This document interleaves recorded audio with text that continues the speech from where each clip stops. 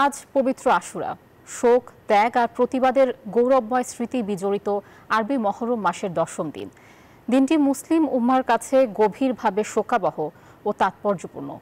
এই দিনেই কারবালার প্রান্তরে মহানবী হজরত মুহাম্মদ সাল্লাল্লাহু আলাইহি ওয়াসাল্লামের প্রিয় দৌহিত্র হজরত ইমাম হোসেন রাদিয়াল্লাহু আনহু ও তার পরিবারের সদস্যদের নির্মম হত্যাকাণ্ড স্মরণে দিনটি পালিত হয় ধর্মীয় ভাবগাম্ভীর্য ও গভীর আবেগে।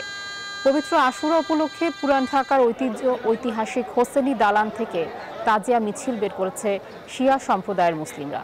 সকাল 10টার পর শুরু হয় এই শোকের মিছিল।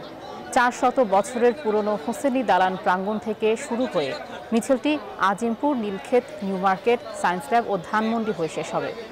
জননিরাপত্তা নিশ্চিতে আইনশৃঙ্খলা রক্ষাকারী বাহিনী নিয়েছে ব্যাপক প্রস্তুতি।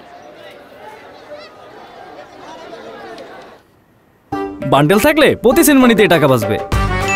বিকাশ সেনমানি বান্ডেল কিনে জিতুন প্রতি লেনদেনে।